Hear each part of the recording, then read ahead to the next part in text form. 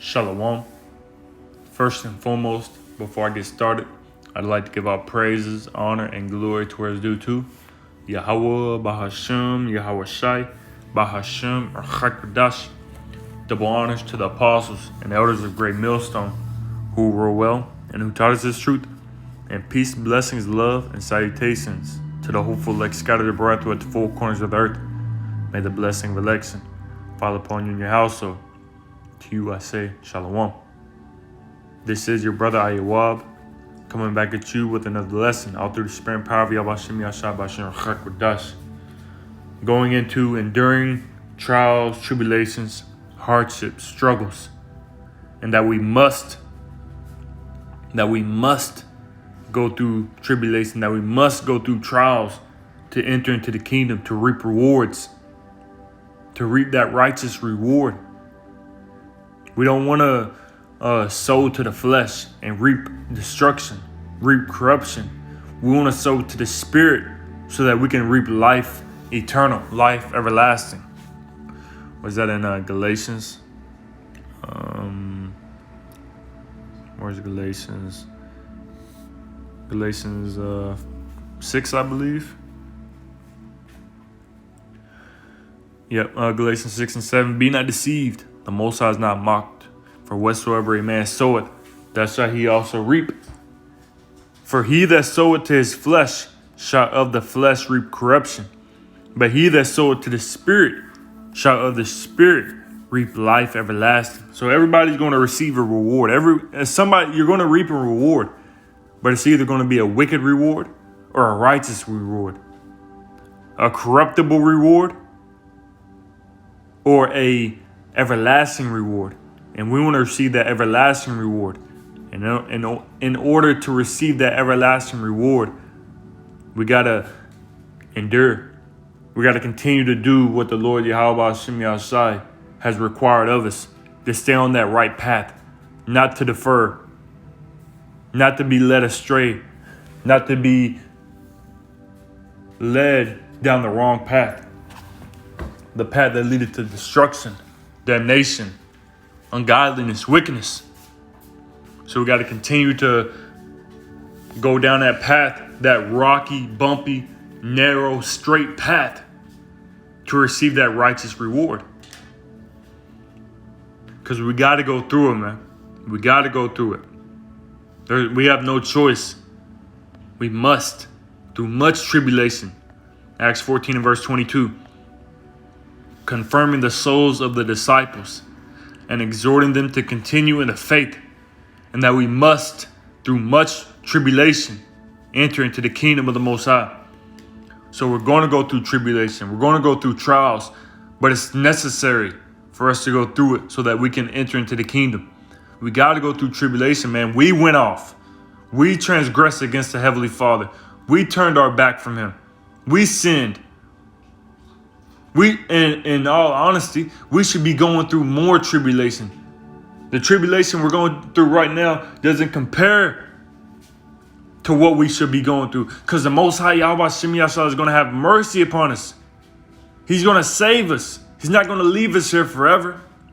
He's going to give us immortality and eternity, and everlasting life, everlasting rest, peace, tranquility. He's going to give us an everlasting kingdom that shall never decay. So we should be going through a lot more for what Yahweh Shem Yashai is about to give us. It's like we're giving the Lord $2 and He's giving us $2 billion. You hold on to my $2 I give you, and I'm going to give you $2 billion. And that don't even compare to what the Lord is about to give unto us, man. $2 billion is really chump change compared to what the elites have. Old money. Through much tribulation, man. So what we're about to receive doesn't compare to the glory that shall be revealed from our power, Yahweh Hashem Yashai. What is that, 2 Corinthians 9, I believe? 9 and 24. Maybe 1 Corinthians. No, I'll just look it up. Let's look it up in Safari.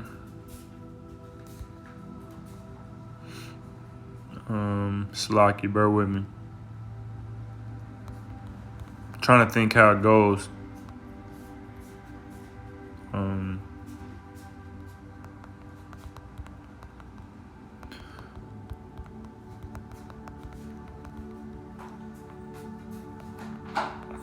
2 Corinthians 4 and verse 18. Okay.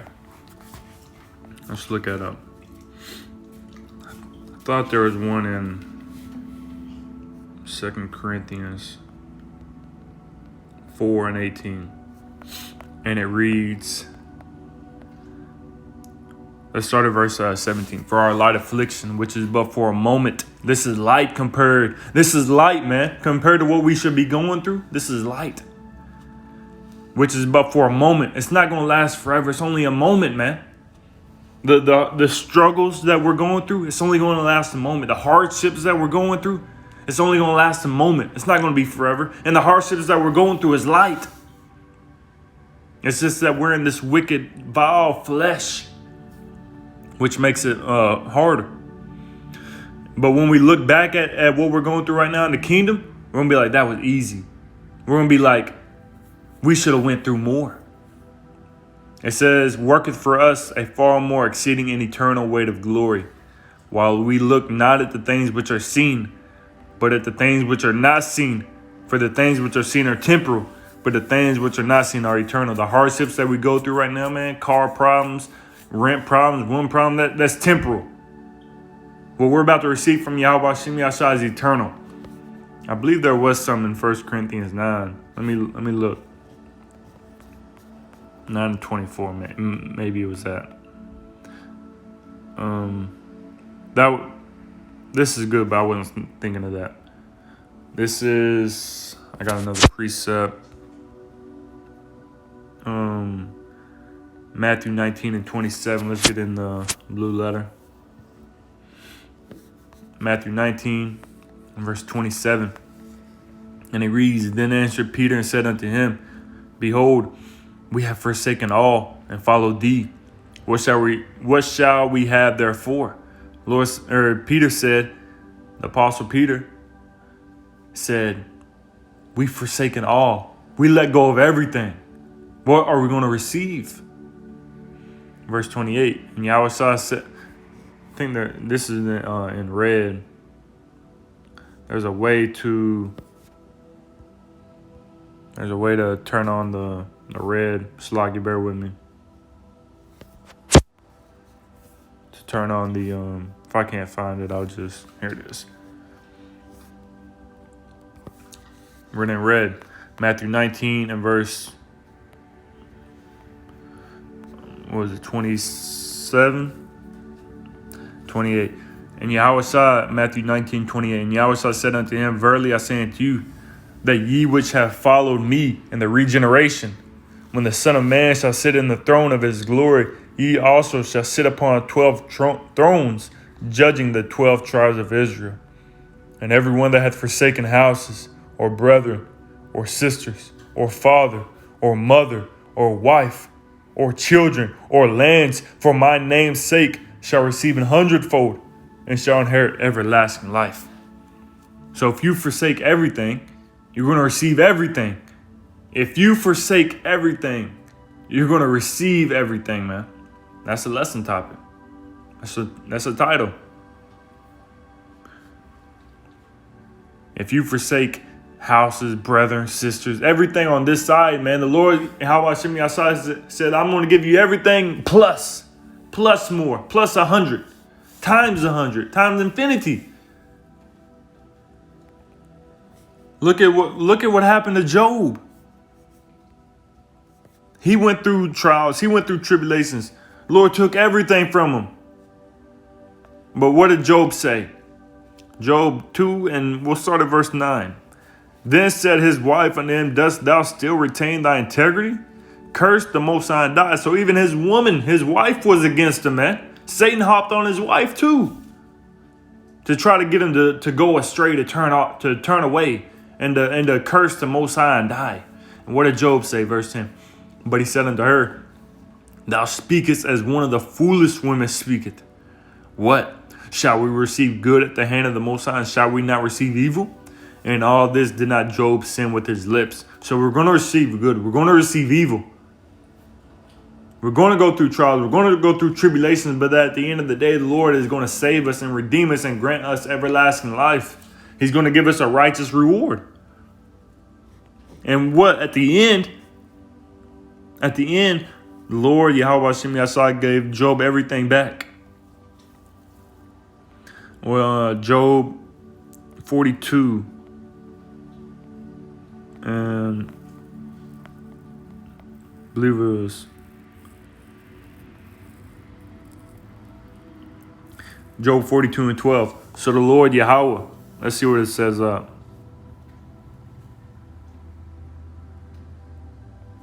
Let's start at verse 10. Job 42 and 10. And the Lord Yahweh turned the captivity of Job when he prayed for his friends also. So like for his friends also, the Lord Yahweh gave Job twice as much as he had before. Then came there unto him all his brethren and all his sisters and all they that had been of his acquaintances before, and did eat bread with him in his house. And they bemoaned him and comforted him over all the evil that the Lord Yahweh had brought upon him. Every man also gave him a piece of money, and every one an earring of gold. So the Lord Yahweh blessed the later end of Job more than his beginning. So Job was blessed at the beginning.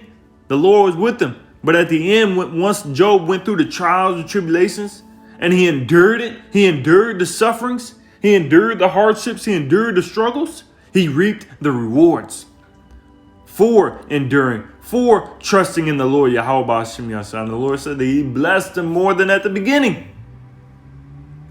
Continue on. For he had 14,000 sheep and 6,000 camels and 1,000 yoke of oxen and 1,000 she-asses. He had also 7 sons and 3 daughters. And it said that jumping down, verse 16. After this lived Job 140 years and saw his sons and his sons' sons, even 4 generations.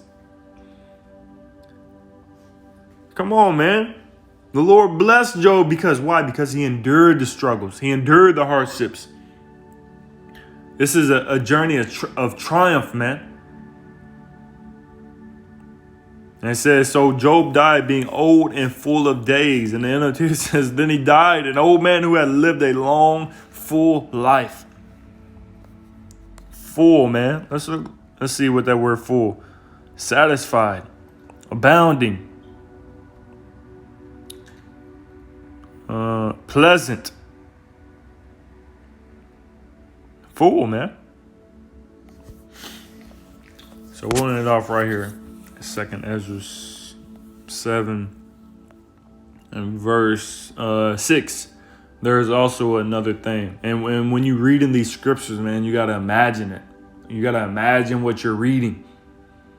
A city is builded and set upon a broad field, and it's full of all good things. You got to imagine looking at this city from a distance. You see this great and marvelous city. It lights up the place, and it's in a huge field. And you're looking at it from the distance. What it say in verse 7? The entrance thereof is narrow, but to get to that city, man, you got to imagine it like it's in a fairy tale. Like you see this great and marvelous city, and then you look at the entrance. You look at the road that leads to it, and it's all dark and lightnings and bats and wolves and fire and everything, man. Teeth of wild beasts and everything. But the city is great, but the road to the city is terrible. Narrow, and it is narrow, man. It says the entrance thereof is narrow, and it's set in a dangerous place to fall. There's 100 feet in the air with a swinging bridge, and some of the steps aren't sturdy. Some of the steps may fall through, and then you fall down, into a raging water with crocodiles. That's what the entrance is like, man. It says, and it's set in a dangerous place to fall, like as if there were a fire on the right hand and on the left a deep water, and one only path between them both, even between the fire and the water, so small that there could but one man go there at once. There's no other way into the kingdom. There's no other way into the city, man. Got to go through the tribulation. Verse 9, if this city now were given into a man for an inheritance, if he never shall pass the danger set before it, how shall he receive this inheritance? So if we don't go through the danger, how are we going to receive the city? How are we going to receive the inheritance, the righteous rewards, if we don't endure the struggles and go through the hardships? Verse 10, and I said, it is so, Lord. Then said he unto me, even so also is Israel's portion. This is Israel's portion. This is what we got to go through, man. We don't have a choice but to go through it. I want to see what this says real quick in the GNT, and we'll make this quick and end it off right here. What that second is 7. I just wanted to get that this city now, verse 9. It says, verse 9. Well, let's start at verse 6 because it says right what I said to picture it. 2nd Ezra 7 and 6 in the GNT. Or take another example. Picture a city built on a plain. The city is full of all kinds of good things, but the entrance to it is narrow and steep, with fire on one side and deep water on the other. The one path between the fire and the water is so narrow that only one person at a time may walk on it. If anyone inherits this city, we want to inherit this city, man. He cannot take possession of his inheritance without passing through this dangerous entrance. That is right, sir, I said. That is how it is with the people of Israel, he added. So we got to go through it, man. That's our portion. That's what we got to go through. If we want to receive everlasting life, immortality, we got to go through that dangerous entrance. We got to endure struggles to reap rewards. So Lord willing, this lesson was edifying to the spirit, to the body, to the fold. Before ending it off, I'd like to give all praise, honor, and glory to Rezutu, Yahweh, Bahashim, Yahweh Shai, Bahashim, Rachakwadash, and double honors once again to the apostles and elders of Great Millstone. Until next time, Shalom.